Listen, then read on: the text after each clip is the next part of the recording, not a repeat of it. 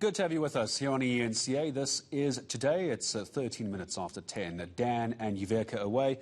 I'm Gareth Edwards. South Africa's new low-cost domestic airline, Lift, is ready, literally, for lift off. It's a new domestic airline. It's based on the ride-sharing concept. Its website will go live on Tuesday to allow travellers to book flights, with the inaugural flight taking off on the 10th of December. Let's speak to the man behind the initiative, Gidon Novick. Of course, I'm sure you'll know the name as the founder of Kulula-dot-com. Gidon, hello. Always a pleasure speaking to you, someone who thinks these ideas up. The moment I heard that it has to do with a ride-sharing concept, I had this image of flight radar that I can order a Boeing 737. It's clearly not the case. Congratulations. My first question is, though, isn't this rather brave, doing it during COVID-19 when most airlines are struggling just to stay afloat? Well, Gareth, they say there's a fine line between being brave and being stupid, so hopefully it is brave. COVID's created an incredible opportunity, we think, in the industry. The industry's been decimated globally. People aren't flying. Airlines have either folded or are under tremendous pressure. But that has created an opportunity because suddenly the competitive environment has changed, and there are all these aircraft available now at very good prices, very good rates. And it's a good time, and trends have changed as well. We can talk about that if you would like. We can. I'd like to talk a little bit about the cost of this, if it's all okay with you for the moment. You say in an article I have, we're going to focus our efforts on adding value, not cutting prices. There's a very thin line, which you alluded to earlier. Let me put this to you as a thin line between undercutting your competitors and adding value. Where have we landed on that? Yeah, well, cutting prices is, that's not a sustainable strategy. It's a very easy thing to do, to cut prices, and for competitors to cut prices, and for everybody to lose money. That's not a long-term strategy. I think what we think people are looking for is they're looking for more value. They're looking for a better experience. Things like flexibility, we've put a lot of focus on. COVID has changed patterns of travel. People are a lot more uncertain around making plans. And one of the things that we're doing is we're adding full flexibility into any ticket that our customers buy. So if you need to change or cancel, your plans change, the environment changes. That we think is a really important piece of value to be adding to the picture. It's your basic belief that customers should not fund airlines, and neither should government. I can't help there's a dig in there somewhere. Well, yeah, firstly, customers. If you buy an airline ticket, you shouldn't be at risk for the money that you paid up front. So that money needs to be set aside until you fly, and when you fly, that money should accrue to the airline. There have been too many people that have been left stranded holding tickets with airlines that have gone into business rescue or are no longer around. So that's really important. And then on the government side, I still haven't met a person that can explain to me why the state should be funding local airlines. I haven't heard one reasonable explanation. I'm not sure if you have. So that's, airlines should be funded by airlines and not customers and governments. But I'll ask if you can find someone, please let me interview them. Let's talk a little bit about the marketing behind this. Obviously, you have to be very specific and targeted on the routes that you are going after. So you guys are wheels up, I understand, on the 10th of December. Where are we flying to and from? So from Joburg to Cape Town, that's obviously the busiest route by a long way. It actually is the 12th busiest air route in the world. So it's an extremely high-volume route. And also Joburg to George. You'll know that the Garden route has become, increasingly popular. It's a very big catchment area with all the places around George, Knysna, Plettenberg Bay, Mossel Bay, Oudtshoorn. So a very big area, and it's. I think what's quite interesting is with COVID and kind of video conferencing and people being able to work and function remotely, these kind of places, these coastal places, are becoming more and more popular. And so serving that route is really important as well.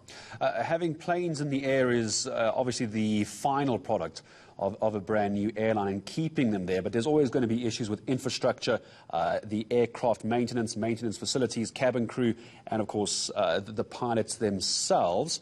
How is that going to be costed into what seems to be a very competitively priced airline? How are you not going to end up in the same situation as other airlines that in 6 months' time you have to start cutting back because there's too much fat on the biltong?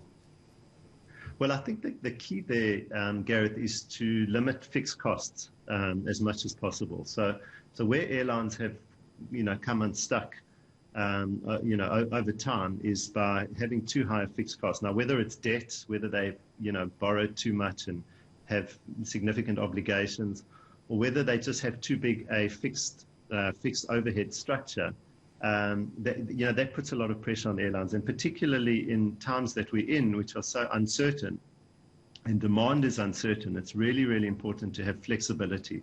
So our whole theme, both from a business model point of view and from a customer point of view, is around flexibility. We're living in, one of the most uncertain periods, certainly in my lifetime and in many people's lifetimes. And for that reason, to protect the business, one has to have full flexibility. Can we ramp up flights? Can we ramp down flights? And from a customer point of view, am I able to change and cancel and adapt my travel plans as much as possible? Have you gotten any CVs from SAA cabin crew? Sure. We've had a lot of CVs. In fact, on cabin crew alone, I mean, you won't believe the number, but we had 7,000 applications. And unfortunately, we only have about 30 roles to fill in the first phase of the business. So it just gives you a sense of, the kind of, people out there that are not employed. But the flip side is, we really have been able to find the very best people that we've recruited. And that's the opportunity, to find exceptional people that will be serving our customers.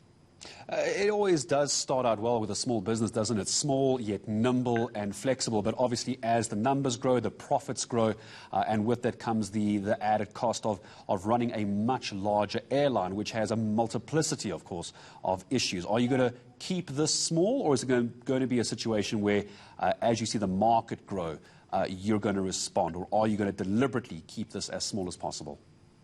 Well, you raise such a very good point in that what I found with airlines is there's actually diseconomies of scale. So typically an airline, as a business, as they get bigger, they become more efficient and they're able to, create efficiencies with scale. I think in many respects an airline becomes less efficient as it gets bigger, and the complexity that the airline has to deal with just adds lots of cost and unnecessary cost. So the short answer is that we are going to keep it small.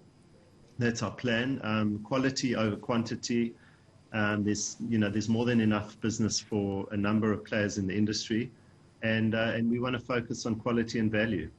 Perhaps just my last question to you, Gidon, and probably the most important question is, you're not going to be skimping on good coffee on board, are you? Definitely not. In fact, you may have read that we're working with Vida eCafe, which is a fantastic coffee chain and coffee brand. We know what we're good at as an airline. The one thing we're not particularly skilled at is, what is the best coffee? What's the best way to prepare it, serve it? What are the best, cups to be serving it in? All these kind of details. And these guys are the best, we think, in the business. So we're working with Vida E, and we're going to have various other collaborations. One of them with our crew is going to be Superbalist, who's going to be helping us with kit out our crew and make sure that they not only look really good, but that they are comfortable. These are people that are working, long hours. They should be wearing comfortable clothing, fashionable clothing. So we've got some really interesting collaborations that we're working with. Style in the sky and coffee in the clouds. Gidon, thank you very much indeed. On the best cups advice, if you want mine, the biggest cups that you can possibly find is the kind of coffee cup that you need. Gidon Novick, thank you very much, the founder of Kulula-dot-com, and it's a new airline. It is called Lyft. Their website, I understand, is open for bookings on Tuesday, the 10th of November. That's tomorrow. And the wheels up on the 10th of December. 10th of November, bookings, 10th of December, wheels up for the new airline, Lyft.